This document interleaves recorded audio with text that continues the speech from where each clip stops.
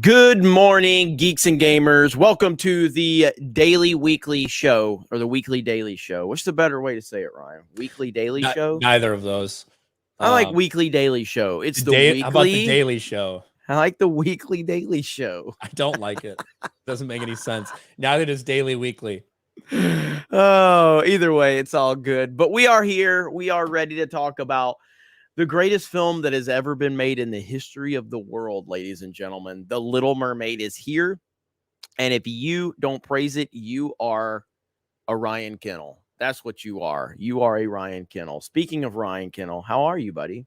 I'm doing good. I'm just surprised we didn't get invited to the Little Mermaid premiere. I know. We've been covering the film more than anybody. Yeah, people count the number of videos I make on it, apparently. So I can't believe that I wasn't invited, but nevertheless, I was not invited to the Hollywood, LA premiere of The Little Mermaid that's taking place 2 weeks before the movie is released. Have all these social media reactions from people who aren't actually allowed to give their full reviews until I think the 23rd of May, which is kind of a long time.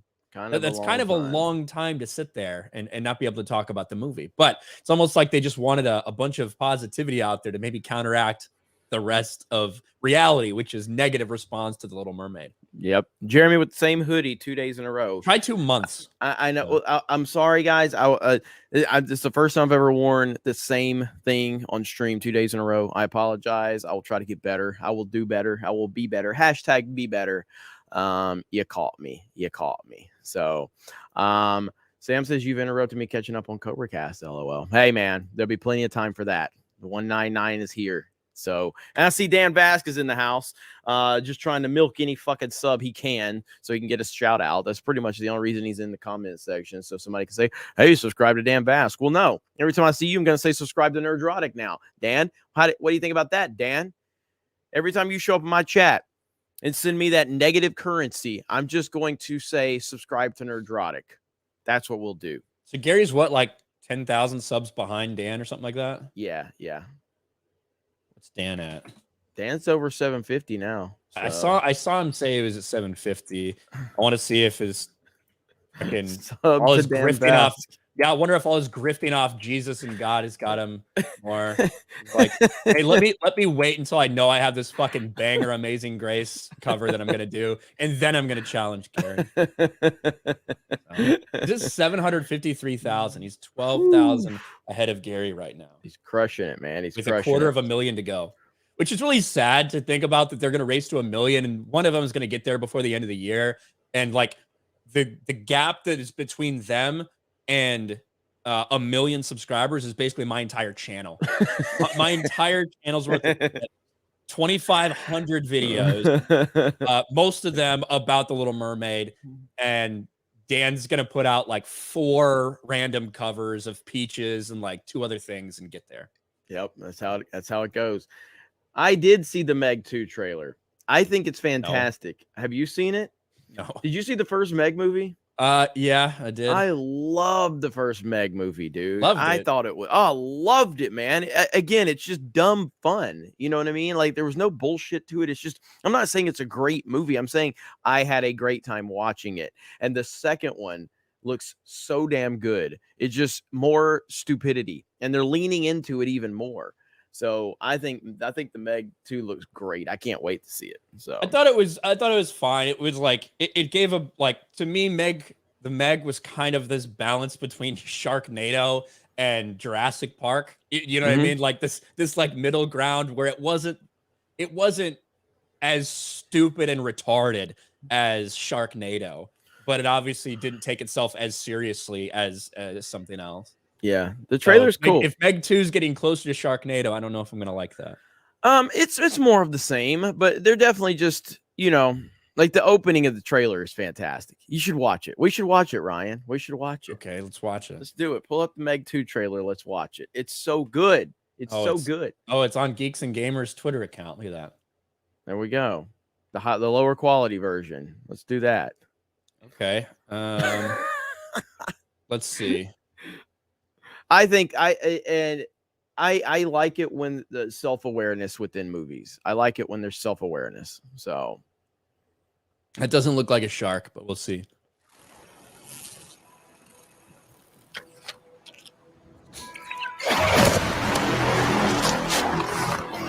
There's always a bigger fish, huh?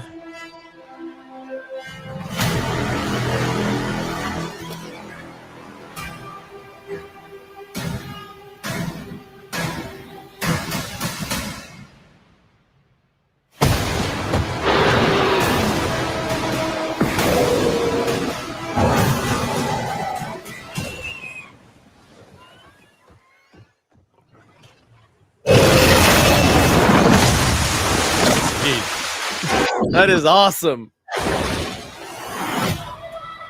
Pretty big. Jonas, we need your help. We're detecting increased aquatic activity 25,000 feet deep in the trench. It's an ancient ecosystem untouched by man. Whatever is down there is trying to make its way to the surface. What the fuck? This was a bad idea. Just a little bit.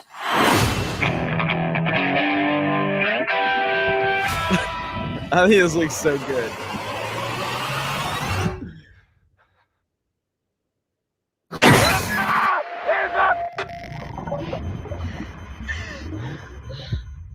Jonas, we've got company. That's the biggest Meg I've ever seen. Biggest Meg anyone's ever seen.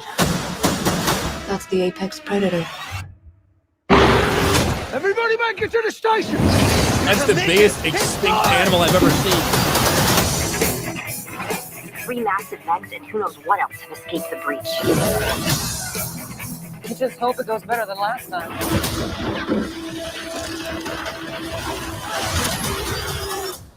What happened last time? You don't want to know.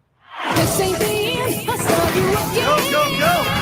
We never seen this before. They're hunting its backs.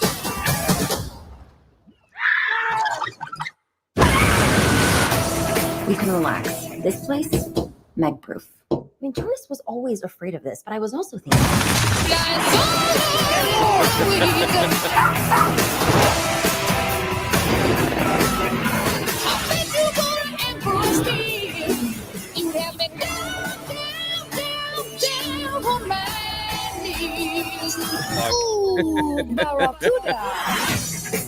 I think it looks good. I think it looks good as hell. It looks like a completely different movie. I told you to lean in more into it. Yeah, they're going for like absurdity. Like a lot. They showed so many deaths. Yeah, like, they in that did. thing. Yeah, yeah, that's crazy. I don't know. I like Jason Statham. I like a lot of Jason Statham. Without Jason Statham, I think the movie, the first one wouldn't work as well without Statham. And so obviously more of the same with this. So yeah, man. Yeah, I think it looks good. Do you remember the Transporter movies? Yes. I love those movies. Yeah. Statham's great. Statham is great, man. Like even like him in the Italian Job, you know, like his role in the Italian Job with Edward Norton. You remember that? Dude, with Seth Green. Was that yeah. When he's like Seth talking Green, to that girl. Yeah, like, yeah. Oh, you're not very smart, are you? Yeah. Perfect. Like, it's one of my favorite fucking lines. Their little interaction in that. Yeah. Yeah. Italian Job is great. So anyway, that's just a warm up for today's show, everyone. So welcome in. We appreciate you guys being here. And let's score in the chat says Cocaine Shark. Yeah, that is kind of what that like feels like. Cocaine Bear was a dog shit movie. I know it probably made a decent amount of money, maybe, but that was a fucking horrendous movie. So I hope Meg is better than that. Meg 2. I did want to say before we get rolling that we do have a brand new shirt available on 221B Tactical, and it's only going to be there for 2 weeks. So this is going to be a higher quality version than anything that we have on Teespring store. So this is just a limited run. There it is, the Snake Pit Battalion 199 shirt right there over on 221B Tactical. Only available for a couple of weeks. So if you guys are interested, make sure you go over there. Mods will be dropping links throughout the stream. And like I said, there's only 2 weeks. So if whoever drops the link, I'll pin it and they can go over to 221B Tactical and check that out. So there we go. Looking forward to seeing how many people are going to be rocking those shirts. And yes, patches are something. We got to get these shirts. These shirts got to do well. And then we need to get the patches. And yes, the patches are going to be, I think a lot of people are going to want the patches as well. So, all right, there's Steph got it right there. So let me pin that. All right. So Ryan, what is our first topic of the day? We might as well talk about Little Mermaid. I think we have to. I mean, we have to. It's going to save lives. I know that much. Definitely going to save lives. Well, save my bank account maybe. But we know from the very first moment that we got a sneak peek at The Little Mermaid, there's been a lot of fan backlash. There's been a lot of negativity surrounding this from the audience. People are tired of Disney live action remakes. They're tired of how soulless they are. They're tired of how terrible they look in terms of visual effects and CGI. And they're also sick of identity politics. Whether you're talking about race swap characters, whether you're talking about changing lyrics for the modern world, whether you're talking about making this movie acceptable for a modern feminist message, that's not really what people are looking for, at least when it comes to the audience. Someone who is looking for that are the critics. And the critics are out in force defending The Little Mermaid, Jeremy. They're all saying effectively the same thing. Now, even though some of them say it's the best thing ever, and some of them saying, well, you know, it's good, it might not live up to the original, they are all saying the same exact thing about the lead actress. Halle Bailey is just the most perfect person for Ariel. She can do no wrong. She gave an incredible performance. And in the case of some people, like Grace Randolph, she says, if you find anything to hate about this movie, that says a lot about you, because there's nothing to hate. And in fact, all of them should be black. That's basically what Grace Randolph has said. Did you see that clip? I saw that clip, and I saw her video. So the full video on her YouTube channel. So look, I still stand by what my concerns are, that unfortunately, I think this movie's going to probably do well at the box office. I don't know if it's going to make $1 billion, but I think that this movie, I'm just looking, and I know we're in a different time, but like these Disney live action movies, Aladdin made $1 billion. A lot of them have done really well. I think that this movie has the potential to do well. I really do. And the media, you can tell by a lot of the reactions that they don't like the movie, but they know they can't criticize it either. You can tell by the language. It's not the greatest movie ever, but you know, Halle, whatever her fucking name is, Halle Bailey, she shines, and she's wonderful, and she's glorious, and all of that. You can tell just by how they're structuring it. And I'm telling you, man, the general public, there's something with these old school Disney films. The Lion King making 1.6 billion made me lose my faith in humanity. So here we are with this. I think, don't you feel like this is a little bit different though? Like I think so, but I still just, I'm not saying this is going to make 1.6 billion. Yeah. I think that this movie could make a profit. Like, what does it need to make a profit? Well, it's $200 million. I imagine the market is massive for this, between all the different places we've seen it advertised, including the Oscars and Super Bowl, all this stuff. So, like, I would guess that it's probably its break-even points around 600 million. Okay. Yeah, I could see it definitely making money. And trust me, I hope I'm wrong. Because I think this movie deserves to fail with all of the nonsense surrounding it. But if this movie does make money, it's going to be a huge problem, because Disney's just going to continue to push their identity politics, which they already are. But what we've seen with Marvel is they're clearly going to have to adjust because of what's been going on with Marvel and the failures of Marvel. And I guess I'm kind of in that same spot with this movie as I was with something like Thor: Love and Thunder, which I was wrong about Thor: Love and Thunder. I thought Thor: Love and Thunder was going to make $1 billion. I didn't see Thor: Love and Thunder, but just based on, you know, Chris Hemsworth, Guardians, and just that whole kind of whimsical take they were going on, I felt like it would. Clearly, the Marvel Cinematic Universe was hurt far more than I realized. Hopefully, that's the same situation with this movie. Time will tell. Yeah, I feel like this feels a little bit different. There wasn't YouTube trailers with 3.6 million dislikes for The Lion King or Aladdin or any Beauty and the Beast, any of this stuff. You know, the follow-up trailer didn't have 2 million dislikes. There just seems to be so much negativity surrounding the movie. And obviously a lot of that's from people who probably wouldn't have gone to see it anyway, maybe. And maybe they're not the target audience. But to me, I don't know if there's going to be the same, because I think a big reason why those movies are successful is it has to do with people in kind of our type of generation who watched those movies when we were kids, taking their kids to go and see a movie, a live action adaptation for themselves and for their kids. I don't think that same energy is going to be there for this movie, because it doesn't feel like, I don't feel nostalgia from this movie. I don't know how many people are, because quite frankly, it just doesn't look like the characters that you're remembering. It doesn't feel like the characters. And the other thing too is like with the Lion King, like shockingly enough, the Lion King has like a 90%, I think, fan score on Rotten Tomatoes, which blows my fucking mind in every way possible. I have no idea how that happened. But let's listen to Grace Randolph. Because this is what can hurt the film. If we get more talking points like this from the media that we can signal boost to show that they're weaponizing this is what can hurt the movie. Yeah, and that's funny because she's about to go into this whole thing on why she thinks literally everyone in the movie should probably be black.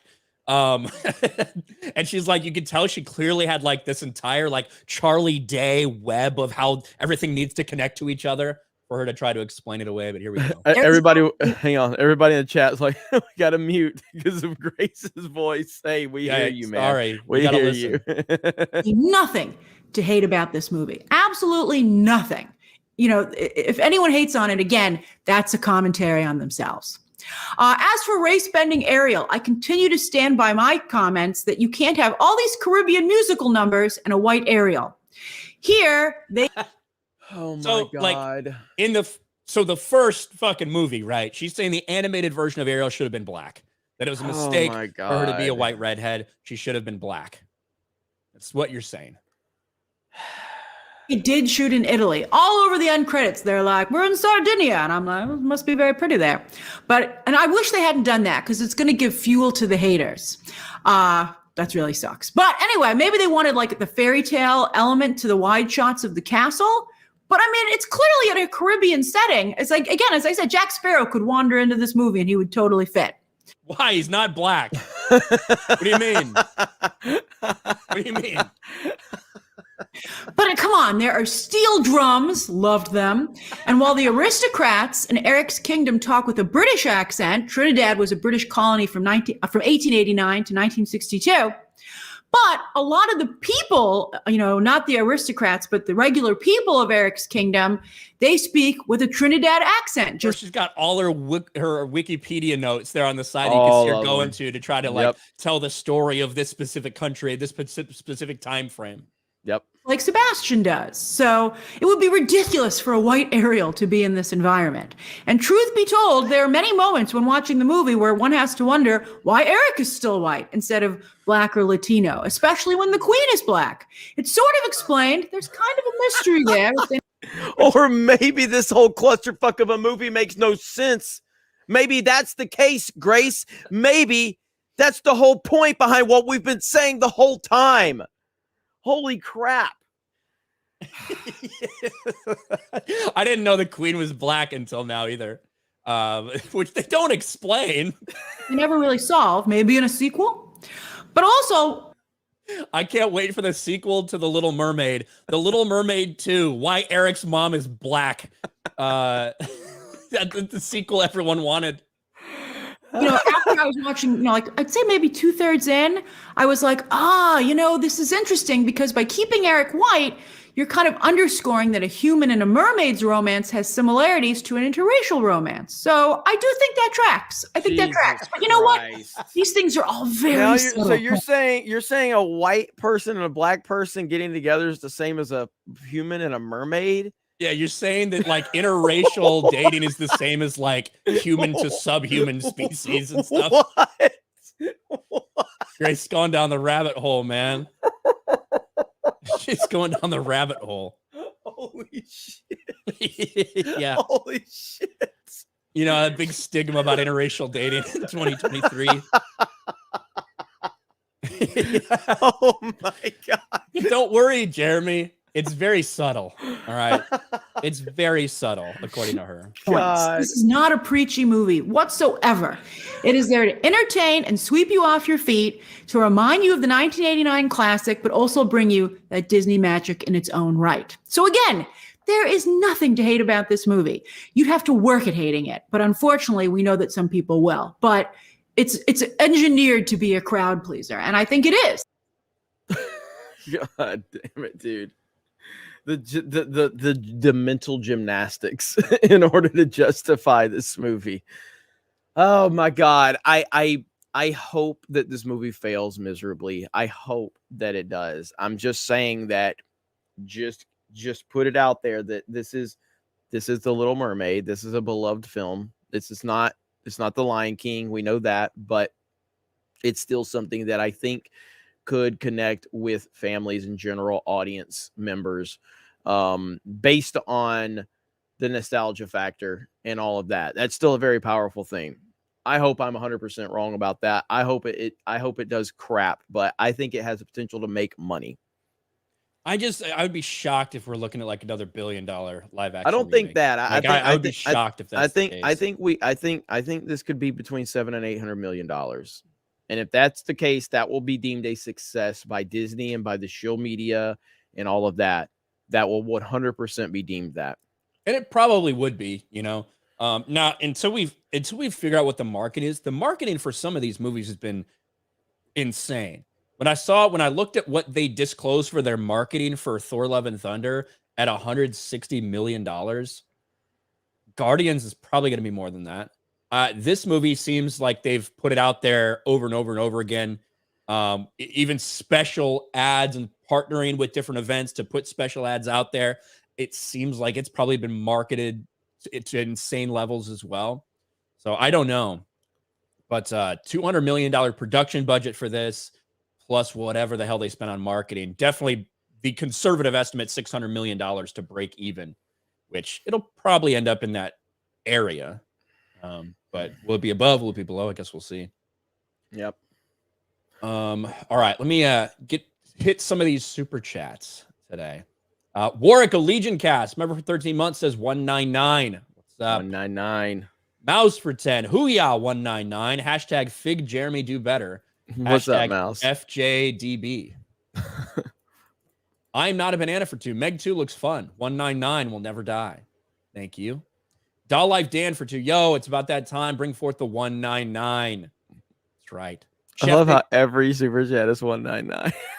Chef Nick Nero for 199. I unsubbed from Dan Vask. Hashtag Team Nerdrotic. Let's see. Taker for 2. The Meg and Mando ripped off Jurassic World. Yeah, Mando's like, so somebody post somewhere like Dave Filoni and Jon Favreau whenever they need to advance the plot. Fucking massive random space monster. Kind of what the Mandalorian season 3 was. Villa Idiot for 10. I just want to say thank you for the work you put in the show. It's a great way to spend an hour. Hey, thank you. Thank Ryan for it. Ryan's the reason the show happens every day. There you go. You're welcome, Villa Idiot. Ethan Flash, member for a month, using my gifted membership to tell Jeremy he's a fig. Well, we would make those t-shirts, but then YouTube would tell us to remove them, and we would end up doing it if we were like Crowder, Mr. I'm going to stand against big tech, but you certainly removed those shirts, didn't you, Steven? Oh, that's a Cobra Cast topic though, so we'll save that for then. Bruce Flash for $5. Gary said him and Dan would do a duet if Jay beat both of them to 1 million. Let's push Jay instead. I don't know if that's going to happen, but it could. You never know. Jay's Soggy Taint for 199. Ryan voted for Obama.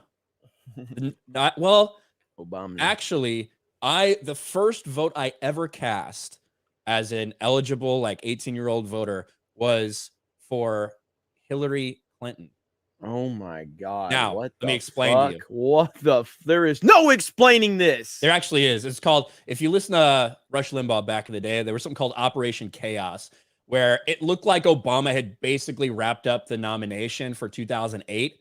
And the John McCain was going to be the nominee. It didn't matter at that point. That was already a done deal. So in states that had open primaries, there was Operation Chaos, where you could go and vote for Hillary to just try to extend and make Obama spend more money on the Makes sense, primary yeah, before they got to the thing. So that was my first vote I ever cast in a primary, an open Indiana Democratic primary for Hillary Clinton to extend Barack Obama's primary. This is really what now since Ryan has expressed this breaking news, now you can all blame Ryan for what's about to happen. I don't know who created Pokemon Go,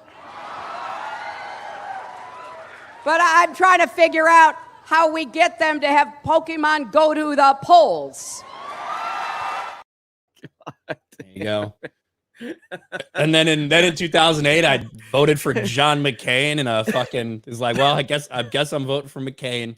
Wasn't super excited to do it, but my parents at the time had a McCain Palin sign in the yard and everything. So.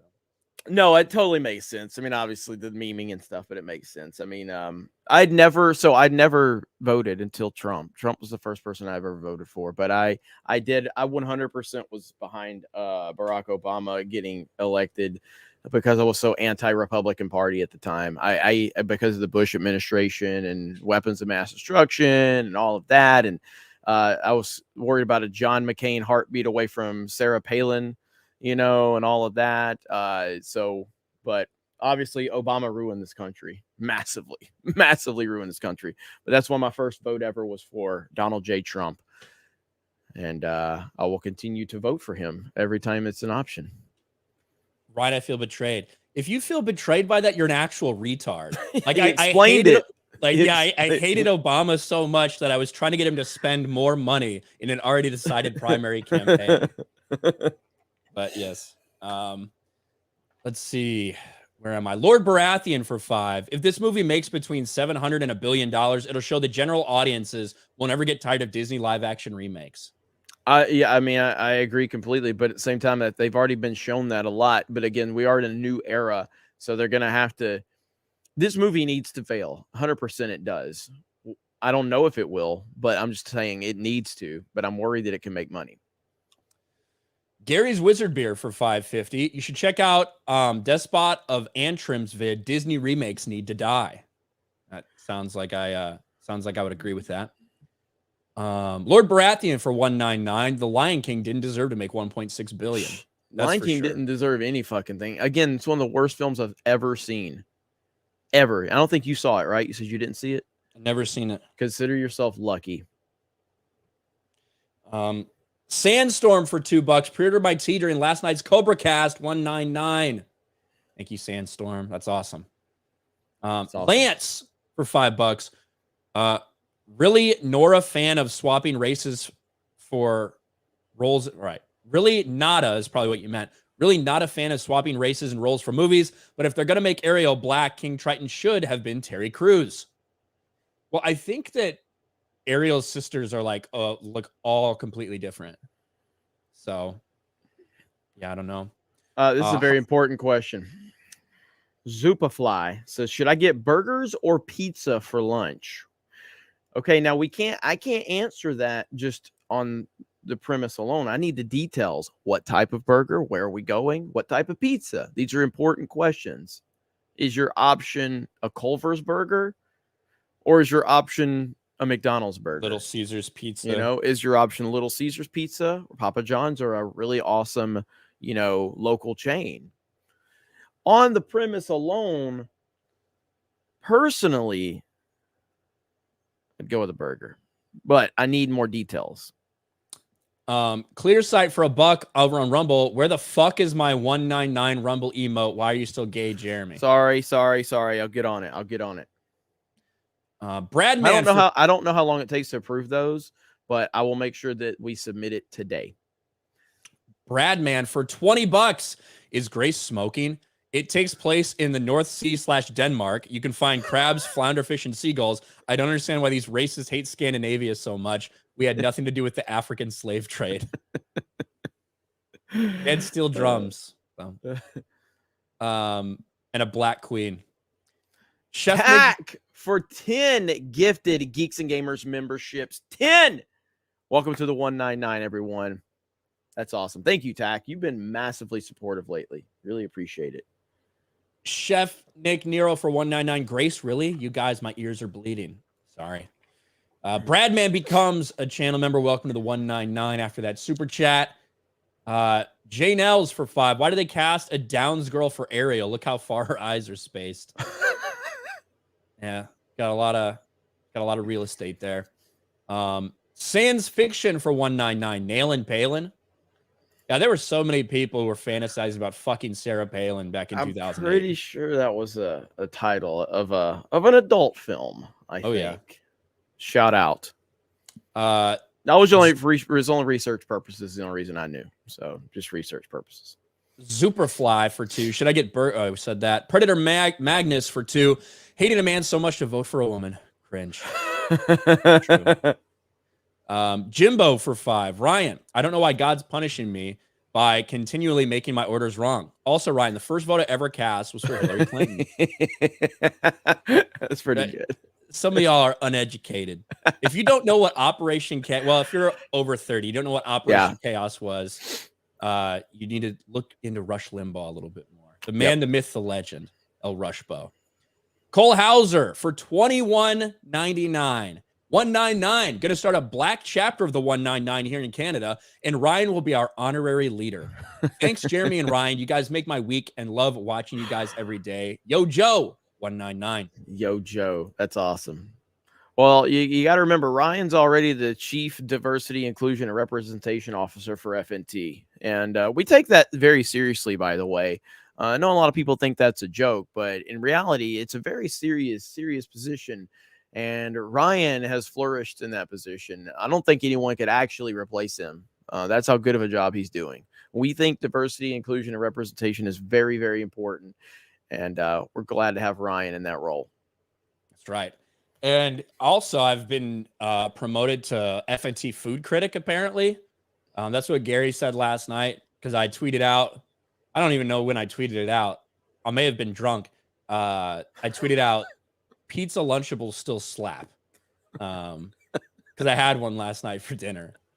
And they do. They're really fucking good. They are really good. So, yeah. Really that was enough to make me the FNT food critic. Yeah, we take a lot of time before we make these decisions, and we put a lot of you have to have a long resume, and clearly Gary showed that by seeing a random drunk tweet by Ryan and putting him in that position.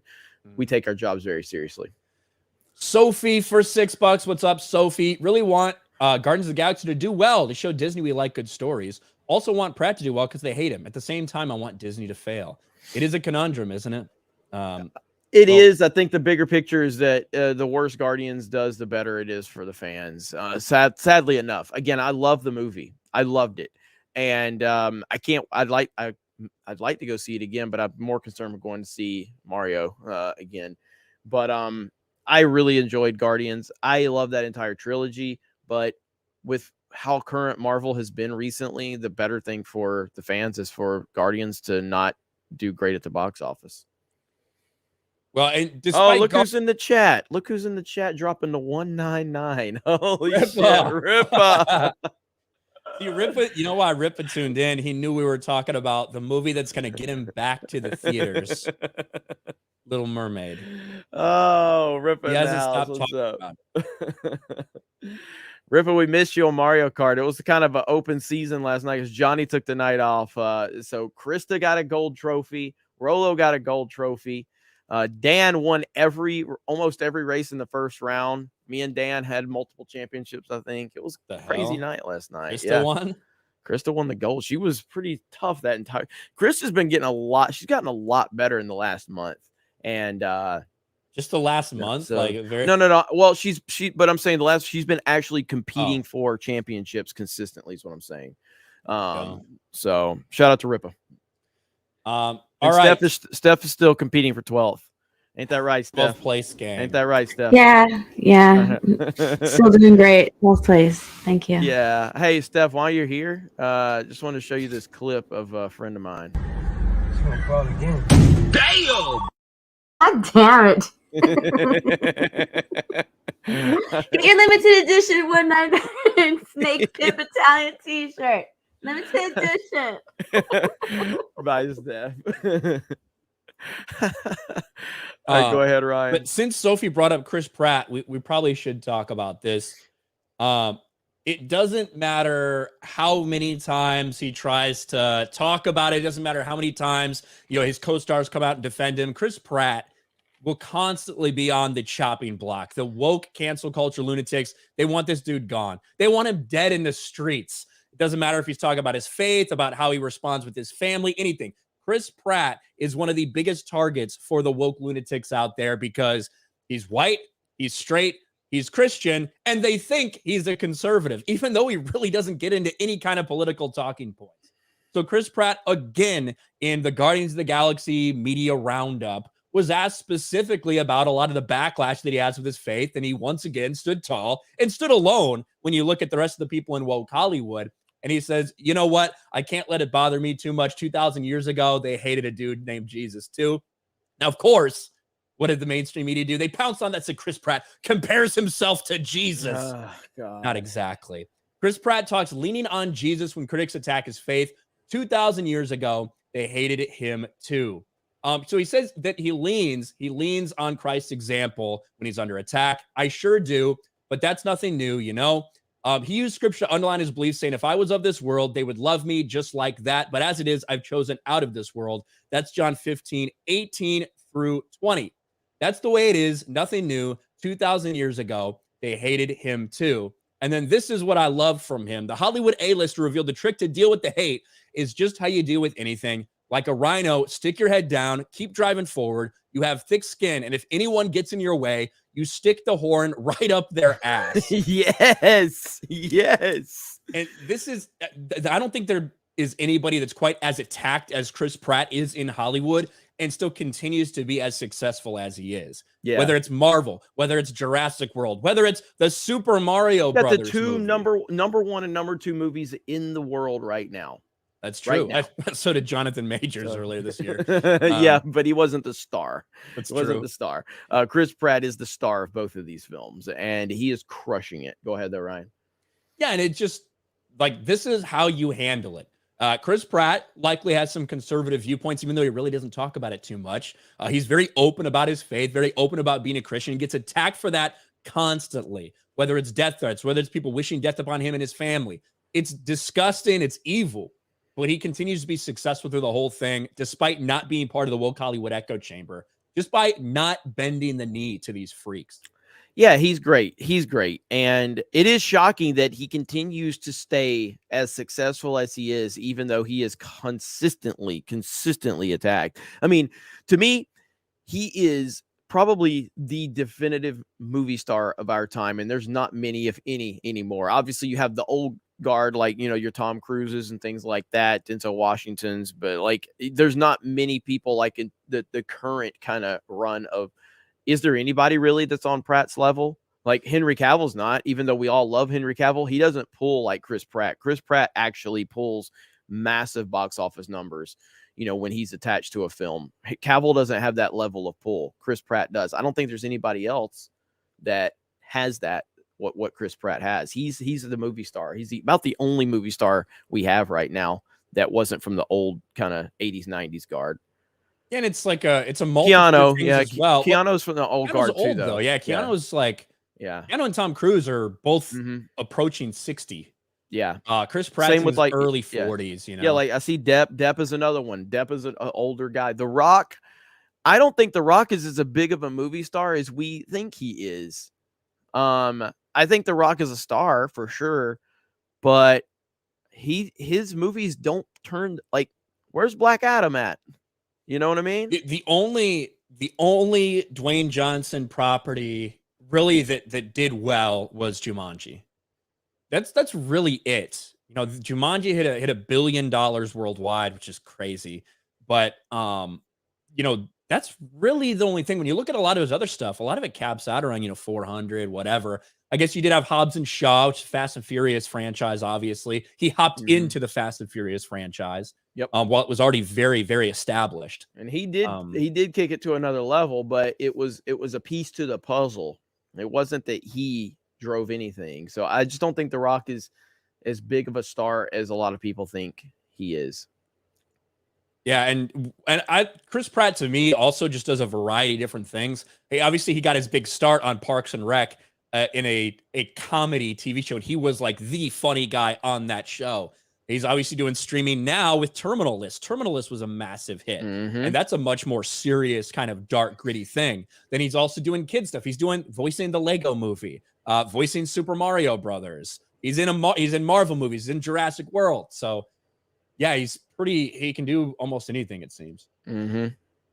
But shout out to him, man. The left wing attacks will continue on Chris Pratt, and he will continue to stay above it because that's the type of dude he is.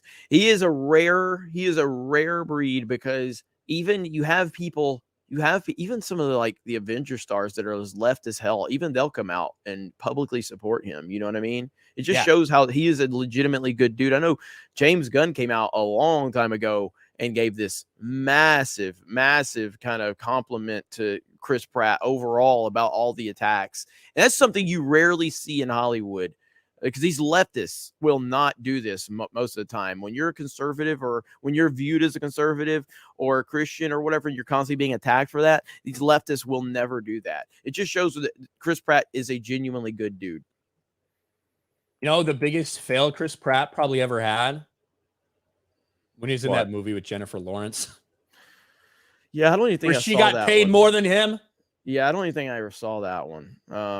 But the Tomorrow War is awesome. Was not a big fan of the Tomorrow War. I liked the Tomorrow War. I liked it. It wasn't good, but it was dumb fun, and I enjoyed the hell out of it. It's like, to me, the Tomorrow. I didn't like the Tomorrow War.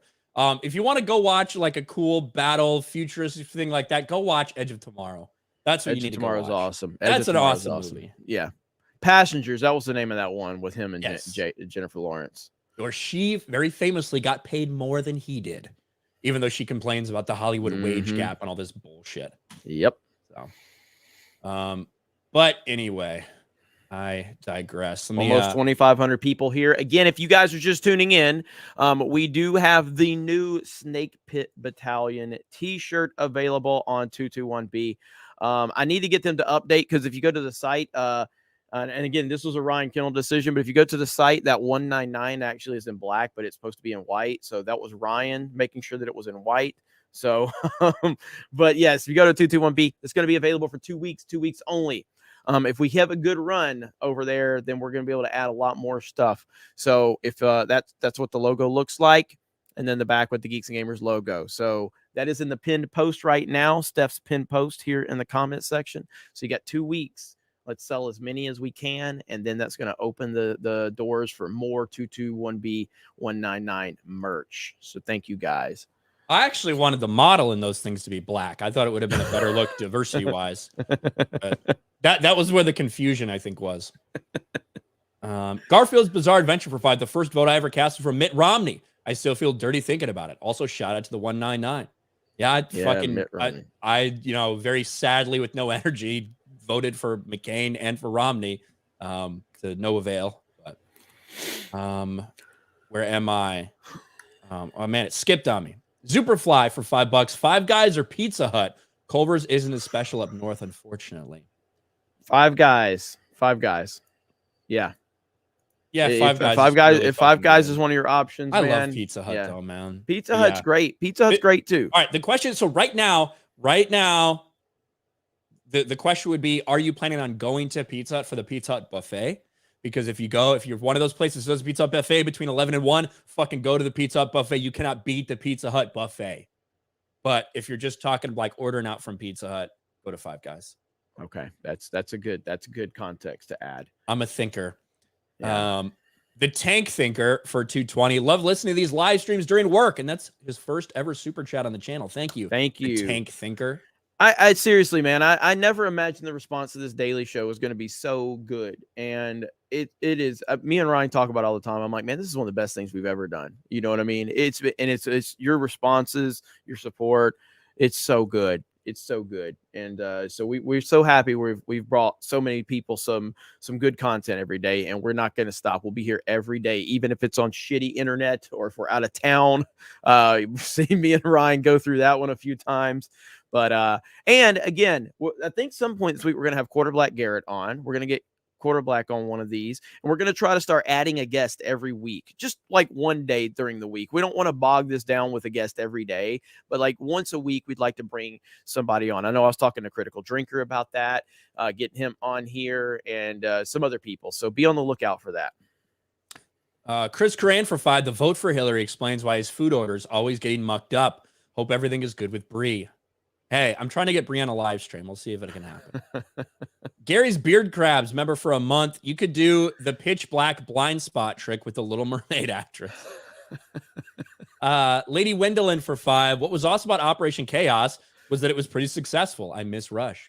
Yeah. For places that had open primaries, it made Obama spend a little bit more money. That was the whole thing. Keezy Estrada for 20. Zelda fans. New music for the game by Necro 1990 called Zelda and the Legend of Kondo on all platforms. Tears of the Kingdom is almost here. On that point, I got to show everybody something. Listen, you guys know I'm a fan of Nintendo. Nintendo, they're crazy. They are absolutely insane. They have been crazy about these DMCA strikes, and it's downright frustrating what we're seeing from them across the board, and it has to be called out. You know, like, you can't just overlook things just because you're a fan of what this company's produce, because again, Nintendo makes great products. They just came out with a great film, and they've done wonderful things. Their copyright strike system is insane. So now I'll be honest with you, I'm not the biggest fan of the person that I'm about to show you, but you probably remember her from IGN, Alana Pierce, but they struck her Twitch channel. Why did they strike her Twitch channel in midstream? Why did they do that? Let's watch. In the same week that I have just had my entire all of my YouTube channels demonetized by having to change over my AdSense, which is like not YouTube's fault, and they have been very helpful.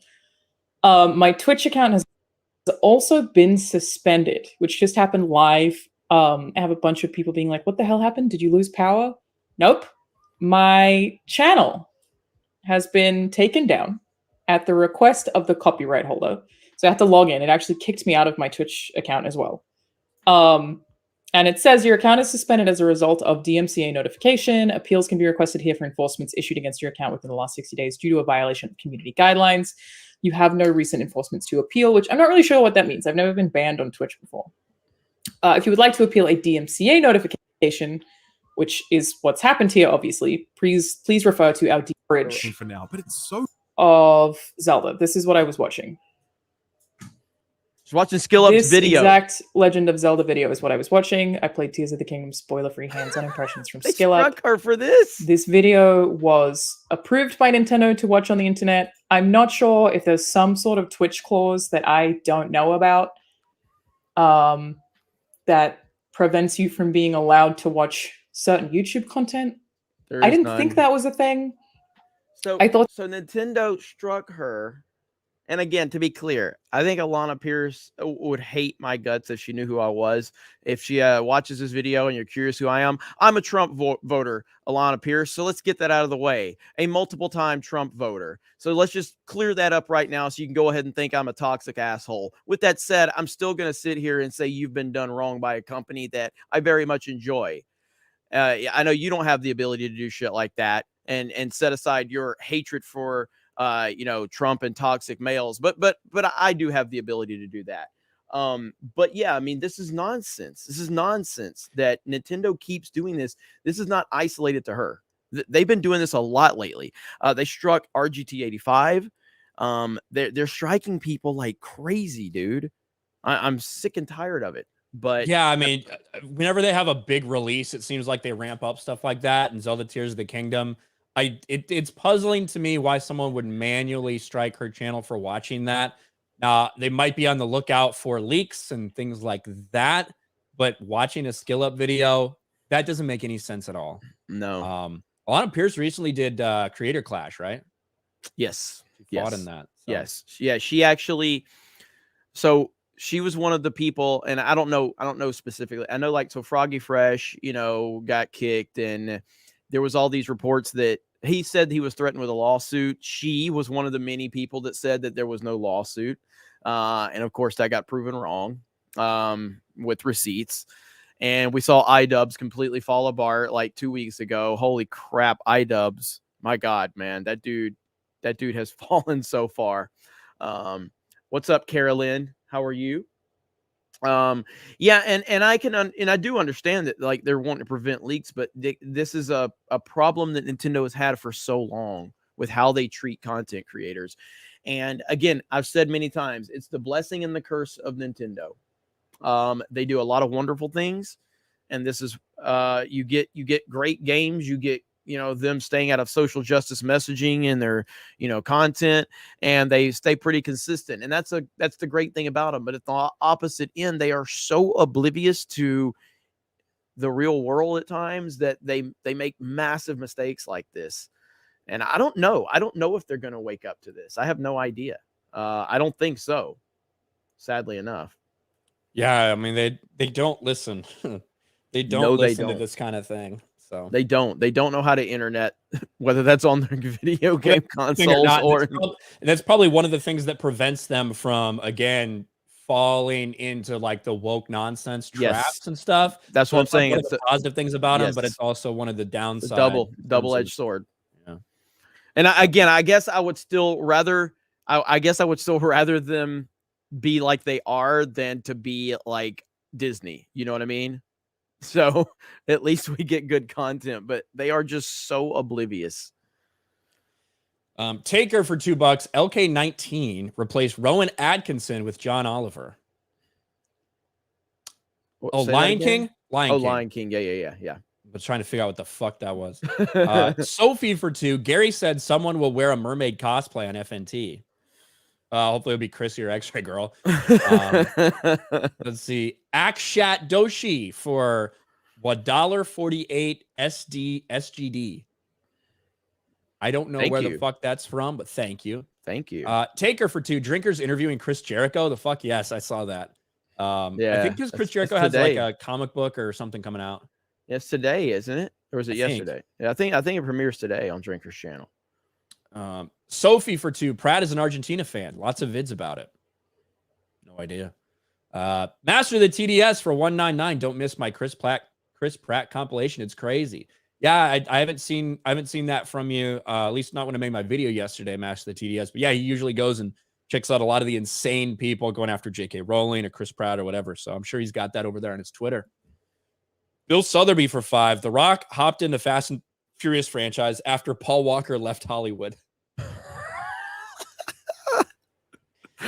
Oh man, he's had enough. Mark Bravo for 179 Danish krones with a little a super sticker of a samurai fox holding a trophy. Thank you, Mark Bravo. Krylo Ben for $4.99. Daily reminder: Disney Star Wars is not Star Wars. It's a shallow corporate fan fiction. That's right. That's right, Krylo Ben. Sophie for $2. Did the Can I show you something? I know it's somebody you're tired of that gets talked on this channel. It's your boy John Campia. This is on the Campia Exposed channel. Where are we at? We are at Sus Animations writes, would you rather see Bucky's elbow grow back or his knee grow back? He's so confused.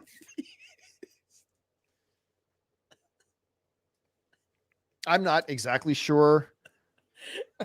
His elbow? I'm not quite sure what it is we're talking about, to be honest with you. Where are we at? We are at Sus Animations writes, would you rather see Bucky's elbow grow back or his knee grow back? I'm not exactly sure.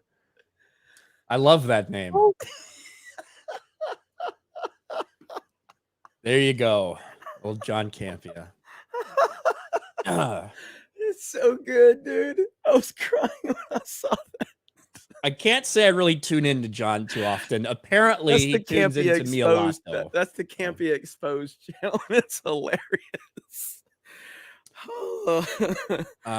Sophie for $2. Did the chocolate survive the trip? Gary shared some of the chocolate with us when we were in Vegas, Sophie. So thank you so much for sending that. That was awesome. And I have the thing for Jeremy and the thing for Jay still. I haven't even unwrapped them, but I have them still in the packaging that I got to give to them. Shout outs. Disco Cobra for 50. 50. Howdy, Jeremy and Ryan. Hope all is well. I got a quick question. Have you guys considered doing more gaming-centered content like reviews, first impressions, retrospectives? I know y'all do live streams, but I mean more retro collectors stuff.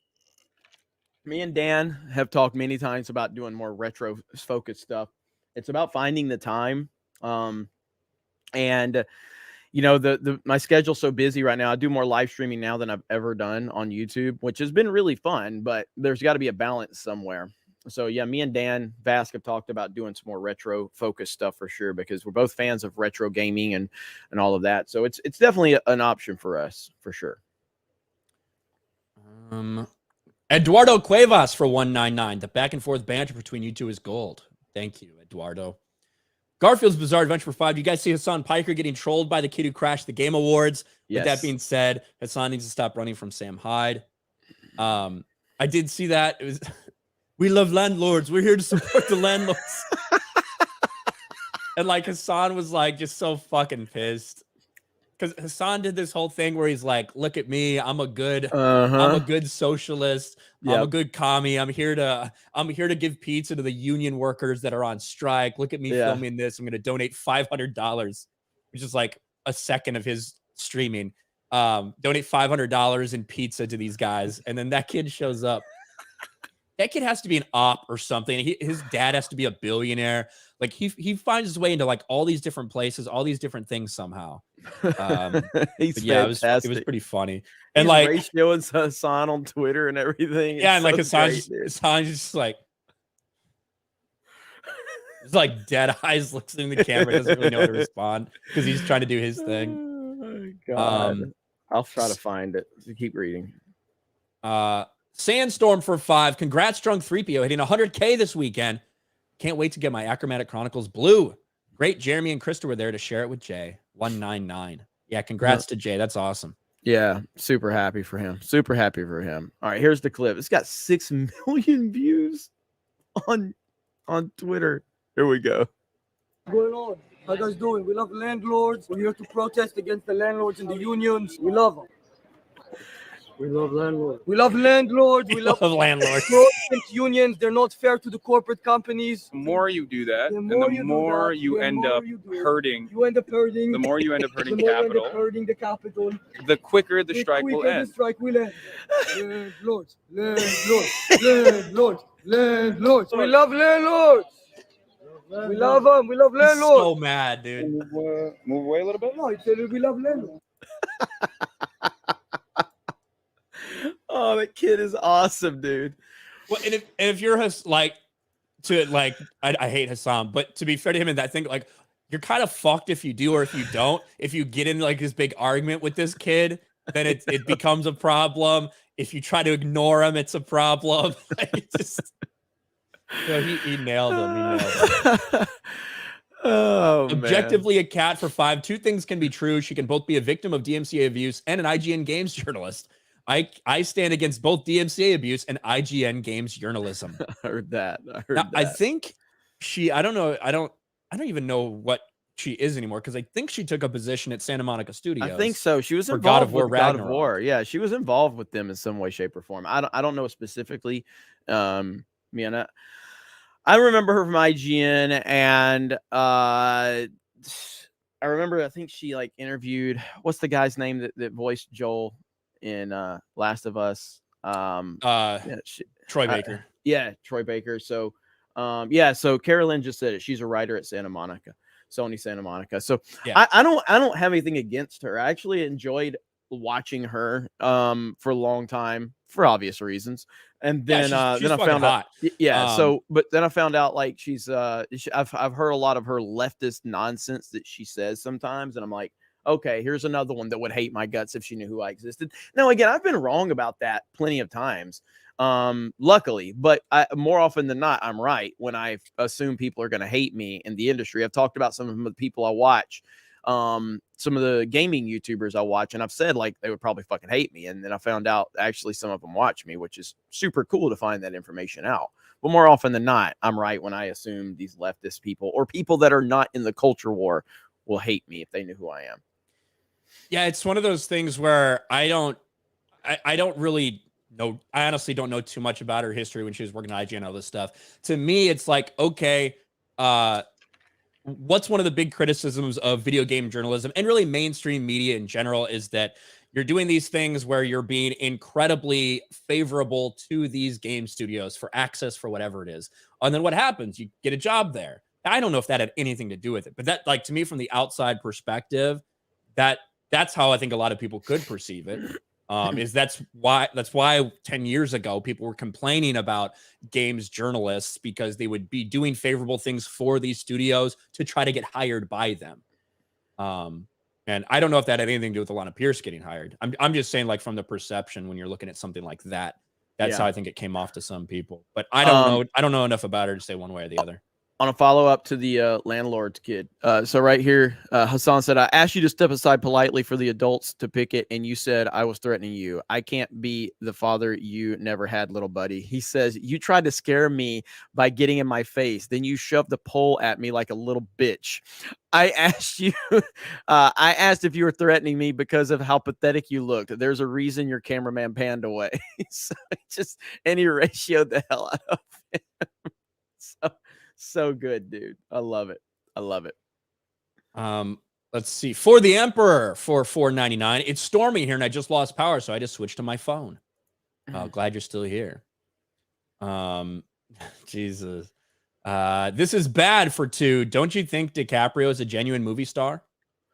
Yeah, but he's still, again, he's part of the older guard. Like, DiCaprio's what? Almost in his, he's got to be in his close to be 50s. He's definitely in his 40s. You know what I mean? And like, again, it's not even about age as much as it's about how long they've been relevant. He's 48, so he's 5 years older than Chris Pratt. But you're right, he's been in the industry for 30 years. So yeah. So it's more. I get what you're saying. Drunk 3PO says Bucky's onesies tonight. Yeah, you pluralized that, and that's not how it's gonna go. You can rock the Bucky onesie, but you pluralized it. We've got a member chat from John Campia's knee grow back for a month. Would you rather be a chair emperor or a sofa king? A chair emperor. Marquez for 500 yen. D-Day seems way more relaxed lately. Good for him. I don't know why. He doesn't make videos anymore. I'm more stressed out than I've ever been with Geeks and Gamers. So, but I'm having a lot of fun. Between Cobra Cast and Geeks Gamers Daily, I'm having a lot more fun than I ever have, for sure. Pat's Trick for 5. Have you ever been to Waffle House? Yes. Cobra. Yeah, I've been to this, the greatest place ever. Shaka Zulu says, I liked Alana for a long time till The Last of Us. Man, she totally has leaned into the now. I can tell she doesn't care or mean it, which is worse in my opinion. Yeah, she defended The Last of Us Part 2. So, yeah, I mean, there are some people that liked it, but I don't know if she was one of those people legitimately or not. Disco Cobra for 20. 20. Okay, well, I'm still setting up my retro room. Still trying to figure out the best layout. Might still need some consoles. I know Jeremy said get an NES, but I don't know what else. I have PS1 Fat and Slim, PS2 Slim, Xbox OG, N64, and a 360. Got to get a Super Nintendo. Super Nintendo is, in my opinion, the greatest console ever made. Carolyn got her Geeks and Gamers shirt. Hell yes. Nice. Also, cool. if you really wanna show off like some retro stuff, get a TurboGrafx 16. I have one. Get a TurboGrafx 16. That is a badass system. Also, get a Panasonic 3DO, which I actually would like to get a Panasonic 3DO and play those again. I had one a long time ago. That was one, man. I remember when I got a Panasonic 3DO. I was the only fucking kid in I was the only person that I knew that had one. Definitely the only person in school that had one. And for about a weekend, I was the coolest kid in school. and everybody's like, all right, cool, go back to playing, other games now. But yeah, I cannot. I'd love to play a 3DO again. James Hurley says, Jeremy Ryan, I used to like Chris Raygun, but when he takes you and Melanie Mack out of context on Twitter, I unsubscribed from him. I'm pretty sure Chris Raygun had some commentary on my Batman review. If I remember. Chris Raygun? Who is he? Yeah. He's a I've heard content the creator. name. I've heard the name, but I don't know who he is. Like, is it somebody is he got a big following or? Yeah, he's been around a long time. Okay. Let's see. Christian Stone Russo for $4.99, which is more likely to happen. Bree joins a G&G stream, or LeBron finishes the first chapter of a book. Brie Larson, absolutely. Was he there? Was he in Vegas?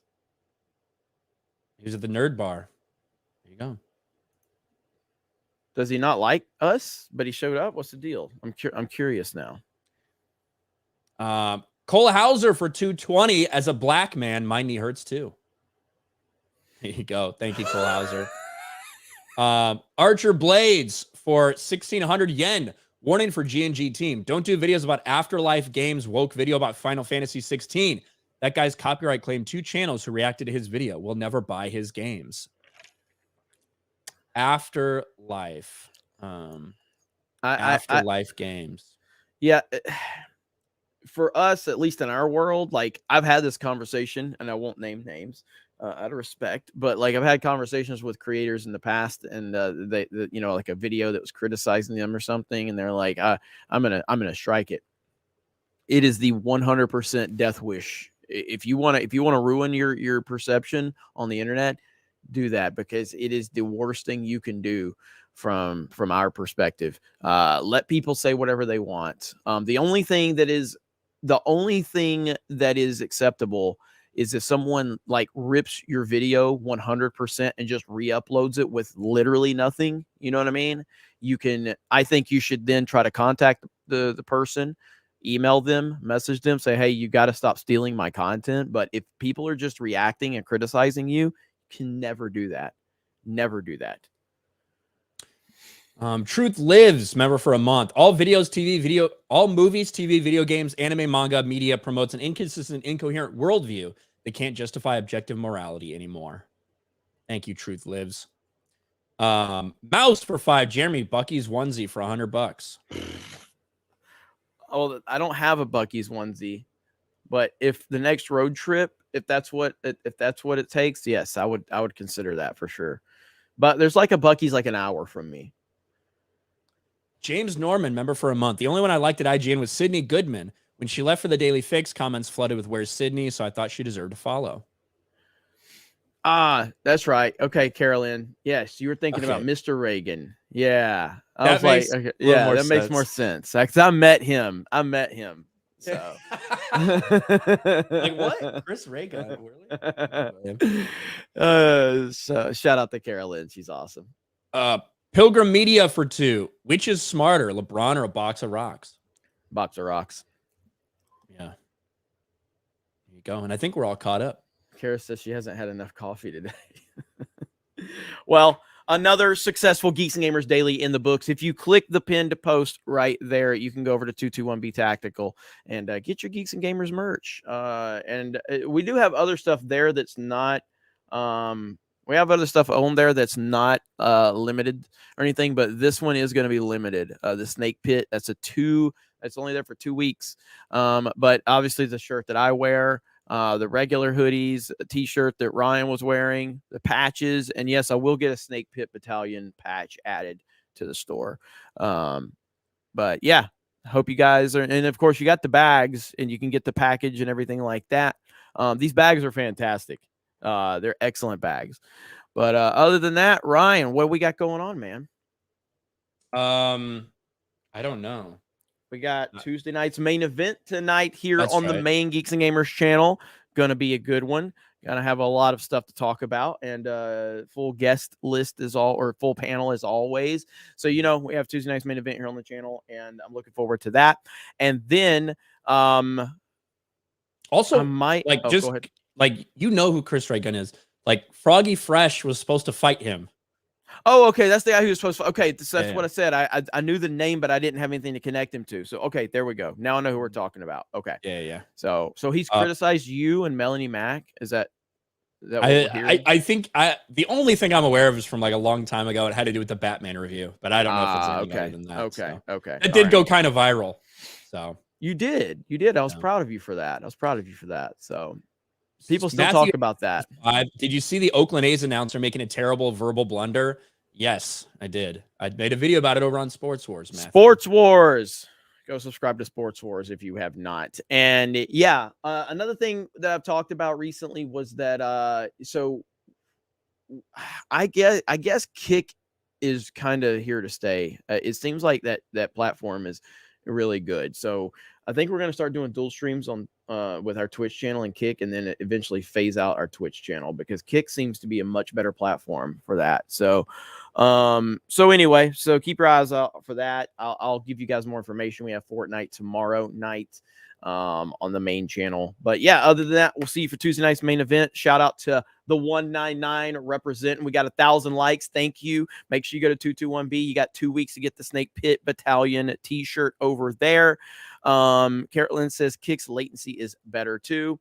Yeah, I think it's a really good platform. So we'll see. We'll see if they hang around, and looking forward to it. Competition is a good thing, and we need more competition on all of these platforms. So for Steph, who's backstage, appreciate it. Solomon Kane, hail and roll tide. Thank you. Appreciate that. The 199 stuff is out of control, and I love it, man. It's everywhere. Take her for $5. There's a convenience store chain called Come and Go. Not kidding. Strangely enough, Sean Kemp and Nick Cannon are not the founders. Yeah. Thank you. And then Jens Anderson for 20. What if Hassan turned on a Mahler long fap? Yeah, I don't know. I don't know what would happen. All right. I'll call it. Oh, that was good. But yeah, I was saying, like with the 199s, I see it everywhere now. I see it in chats that have nothing to do with me. So the Geeks and Gamers, I see it. It's like I'm just watching. I'm like, somebody just dropped a 199. They're few and far between, but I love it, man. So thank you guys so much. We appreciate it. Have a great day, and we'll see you tonight for Tuesday night's main event. Ryan, are you a positive person? No. Okay. I just didn't know if you want to give the viewers a positive message as we end the stream. See you tomorrow. Bye, everyone.